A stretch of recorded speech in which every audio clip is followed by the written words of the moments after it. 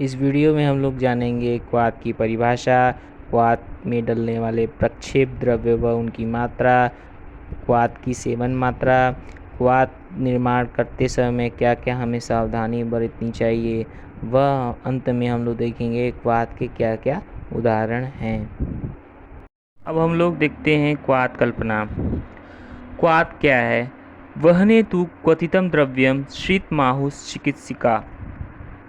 मतलब आचार्य चरक ने षड्विवेचन शताशीति अध्याय, जो कि चरक सूत्र स्थान 4 है, उसमें पंचविध कषाय कल्पना के अंतर्गत इसका वर्णन किया है कि किसी शुष्क यानी सूखे, आर्द्र यानी गीले द्रव्य को इमामदस्ते में अच्छी तरह कूट करके जल के साथ उबालने या जल के साथ व अग्नि के साथ पकाने के पश्चात जिस द्रव्य की प्राप्ति होती है उसे हम लोग क्वाथ कहते हैं। क्वाथ को हम लोग श्रित भी कर सकते हैं। इस श्लोक में श्रित शब्द का प्रयोग हुआ है, श्रित शब्द का प्रयोग हुआ है, जिसका अर्थ क्वाथ होता है। तो इस तरह हम लोगों ने देखा कि क्वाथ कल्पना की परिभाषा क्या है। अब इस शुष्क और आर्द्र द्रव्य को पकाने के लिए कितना जल हमें चाहिए और कितनी अग्नि की मात्रा होनी चाहिए, इसका निर्धारण कुछ बातों पर निर्भर करता है। किसी द्रव्य का क्वाथ बनाने के लिए हम लोग को उतना ही जल लेना चाहिए तथा उतनी ही देर तक अग्नि पर उसका पाक करना चाहिए जितने में उस द्रव्य का जितना भी सार भाग है वह जल में आ जाए। इस बात का हम लोग को ध्यान रखना चाहिए।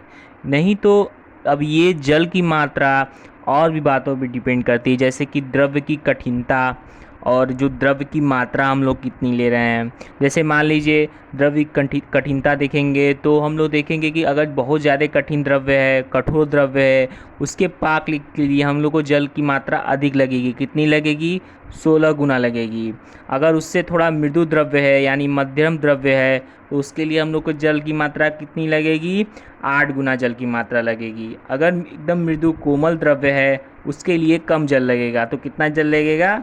4 गुना जल लगेगा। किससे? द्रव्य से 4 गुना जल लगेगा। तो हम लोगों ने द्रव्य की कठिनता के आधार पर जल की मात्रा को देखा। अब हम लोग देखेंगे द्रव्य की मात्रा। द्रव्य की मात्रा के आधार पर जल की कितनी मात्रा होगी। तो हम लोग देखेंगे अगर 4 तोला से कम द्रव्य है तो द्रव्य की अपेक्षा में जल की जो मात्रा होगी वह 16 गुना होगी। अगर हम लोग 5 से 16 तोला द्रव्य लेंगे तो जल की जो मात्रा होगी द्रव्य से 8 गुना होगी। अगर 16 गुना मतलब 16 तोला द्रव्य लेंगे, मतलब कि या 16 तोला या 16 तोला से अधिक लेंगे तो हम लोग जल की मात्रा कितनी लेंगे? इस कंडीशन में जल की मात्रा हम लोग 4 गुना लेंगे। किससे? द्रव्य से 4 गुना लेंगे अगर 16 तोला से अधिक द्रव्य है तो इस तरह हम लोग ने जाना कि जल की मात्रा क्वाथ बनाने के लिए कितनी लेनी चाहिए। अब हम लोग विकारों के अनुसार क्वाथ में डलने वाले प्रक्षेप द्रव्य व उनकी मात्रा देखेंगे। तो जब हम लोग प्रक्षेप द्रव्य में चीनी और शहद को हम लोग क्वाथ में डालते हैं तो उसकी मात्रा विकार अनुसार क्या होती है। तो जब हम लोग वातज विकार में चीनी को क्वाथ में डालते हैं तो जो इसकी मात्रा होती है 1/4 चतुर्थांश होती है। किससे? क्वाथ से। ध्यान रहे, क्वाथ से चतुर्थांश मात्रा होती है यानी 1/4। अगर पित्तज विकार की बात करेंगे तो 1/8 मतलब अष्टांश। और इसमें जो कफज विकार की बात करेंगे तो उसमें हम लोग 1/16 मतलब कितना लेंगे? सोडांश। तो हम लोग ने देखा कि चीनी की मात्रा विकार के अनुसार कितनी होती है। और उसके बाद हम लोग देखेंगे शहद की मात्रा। तो वातज विकार में जो शहद की मात्रा होगी वो सोडांश यानी 1/16। और उसके बाद जो पित्तज विकार में शहद की जो मात्रा होगी वह होगी 1/8 यानी अष्टमांश। और कफज विकार में जो शहद की मात्रा होगी वह कितनी होगी? 1/4 यानी चतुर्थांश। तो हम लोगों ने देखा कि क्वाथ से उस प्रक्षेप द्रव्य की मात्रा कितनी होगी। अब हम लोग ध्यान देंगे यहाँ पे कि वातज विकार में जो चीनी की मात्रा है वह 1/4 है और शहद की जो मात्रा है 1/16 है। कहने का मतलब ये है कि जैसे कि वातज विकार में और कंपेरिजन करेंगे अगर उसको कफज विकार से, जैसे कि चीनी की मात्रा के संदर्भ में कंपेरिजन करेंगे तो वातज विकार में 1/4 लिया गया है क्वाथ से चीनी, जबकि कफज विकार में 1/16 लिया गया है। यानी यहाँ पे चीनी वातज विकार में ज़्यादा प्रयोग करेंगे क्वाथ में, जबकि कफज विकार में कम करेंगे। ऐसा क्यों करेंगे? क्योंकि जो चीनी का जो रस होता है वह क्या होता है? मधुर रस होता है। मधुर किसका शमन करता है? वात का शमन करता है। और किसका प्रकोप कर देगा? कफ का प्रकोप कर देगा। हाँ, तो यही ध्यान रखेंगे यहाँ पे कि जो प्रच्छेद द्रव में अगर चीनी डालते हैं क्वाथ में तो यहाँ पे विकार का ध्यान रखना पड़ेगा। वातज विकार कितना डालना है, पित्तज में कितना डालना है और कफज विकार में कितना डालना है। वही ध्यान हम लोग शहद के केस में रस को ध्यान रखते हुए क्वाथ में उसका प्रक्षेप करेंगे। अब हम लोग आगे बढ़ते हुए बात करेंगे कि क्वाथ में और किन किन द्रव्यों का हम लोग प्रक्षेप कर सकते हैं, जैसे जीरा का, क्षार का, नमक का, हींग का, त्रिकटु इनका जो चूर्ण बनाकर हम लोग क्वाथ में उसका प्रक्षेप कर सकते हैं। कितनी मात्रा होनी चाहिए? 1 शाण होनी चाहिए। 1 शाण में कितना होता है? 24 रत्ती। अगर हम लोग को गुड़, घृत या तेल का हम लोग को क्वाथ में अगर प्रक्षेप करना हुआ तो उसकी कितनी मात्रा रहनी चाहिए? उसकी मात्रा क्वाथ से 1/4 यानी चतुर्थांश होनी चाहिए। जो क्वाथ की जो सेवन मात्रा होती है वह कितनी होती है? 4 तोला। लेकिन कुछ आचार्य ने इसकी जो सेवन मात्रा बताई है वह बताई है 8 तोला। अब हम लोग देखेंगे कि अब क्वाथ बनाते समय हम लोग को क्या क्या सावधानी रखनी पड़ेगी। तो अब क्वाथ जब भी हम लोग पकाएंगे तो जैसे हम लोग बोला था कि अग्नि का जो प्रमाण कितना होता है वहाँ पे उतना ही प्रमाण में अग्नि होना चाहिए जितने में उस द्रव्य का सार भाग पूरी तरीके से जल में आ जाए।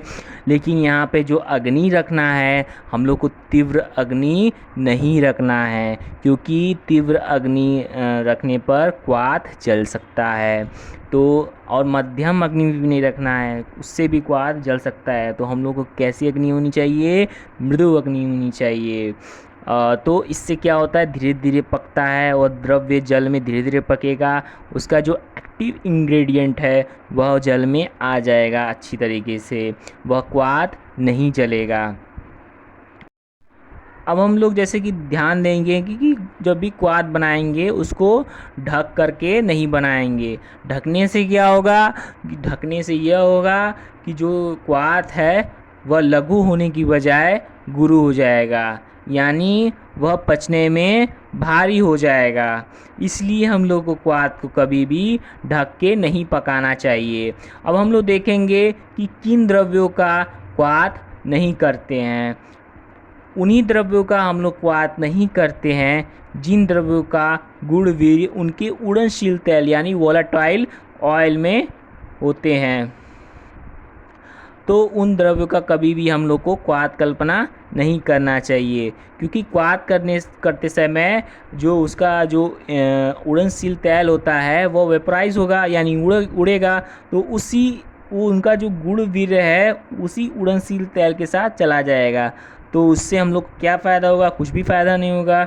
इसीलिए उन लोग का हम लोग को कभी भी क्वाथ नहीं करना चाहिए जिनका गुण वीर्य उड़नशील तेल में मौजूद हो। अब ये कौन कौन से द्रव्य हैं हो सकते हैं जिनका हम लोग को क्वाथ नहीं करना चाहिए, जिनका गुण वीर्य उड़नशील तेल में मौजूद होता है यानी वोलेटाइल ऑयल में प्रेजेंट रहता है।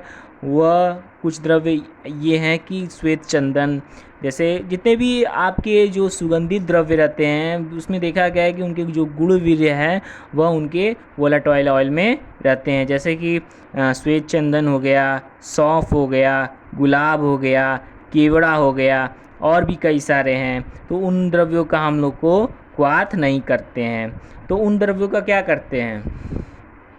तो उन द्रव्यों का हम लोग अर्क निकालते हैं। अर्क कल्पना पढ़ेंगे तो हम लोग जानेंगे कि उन द्रव्यों का अर्क कल्पना कैसे किया जाता है। अब हम लोग देखते हैं कि क्वाथ का मेरिट और डिमेरिट क्या हो सकता है। यहाँ पे मेंशन नहीं है, लेकिन मैं आप लोग को बता देता हूँ कुछ पॉइंट्स में, जैसे कि जो क्वाथ होता है वह सुपाच्य होता है और क्या होता है, लघु होता है। और लेकिन इसका डिमेरिट ये है कि बच्चे इसको आसानी से नहीं लेते हैं। क्यों नहीं लेते हैं? क्योंकि ये जो क्वाथ होता है वह अस्वादित यानी स्वाद में अच्छा नहीं होता है और इसकी मात्रा भी अधिक होती है, तो बच्चे इसको आसानी से नहीं लेते हैं। तो क्वाथ की ये कुछ मेरिट हो गई और कुछ डिमेरिट हो गई। अब इसका क्वाथ का जो एग्जांपल हम लोग देखेंगे, जैसे त्रिफला क्वाथ हो गया, इसका प्रयोग हम लोग प्रमेह में कर सकते हैं। वरुण शीघ्र आदि क्वाथ हो गया, जिसका इस्तेमाल हम लोग यूरिनरी ट्रैक्ट इन्फेक्शन में कर सकते हैं यानी यूटीआई में कर सकते हैं। पुनर्नवा क्वाथ हो गया, जिसका हम लोग अस्मरी यानी रेनल स्टोन में कर सकते हैं। और दशमूल क्वाथ का प्रयोग, इसमें बृहद पंचमूल आता है, लघु पंचमूल आता है, उसका क्वाथ करने पर उसका इस्तेमाल हम लोग कहाँ कर सकते हैं, वात प्रकोप में कर सकते हैं, क्योंकि जो दशमूल होता है वह वात हर होता है। और दशमूल क्वाथ का हम लोग उच्च रक्तचाप में भी कर सकते हैं, जो कि हाइपरटेंशन कहा जाता है। इस तरह हम लोग ने पूरा क्वाथ के बारे में जाना, क्वाथ क्या होता है, उसमें जल कितनी मात्रा में डालनी चाहिए पकाने के लिए उसको, उसमें प्रच्छेद द्रव्य क्या होता है, कितनी मात्रा में डालनी चाहिए, उसकी सेवन मात्रा क्या है, और उसमें उसको पकाते समय क्या क्या सावधानी बरतनी चाहिए, और उसके कुछ एग्जाम्पल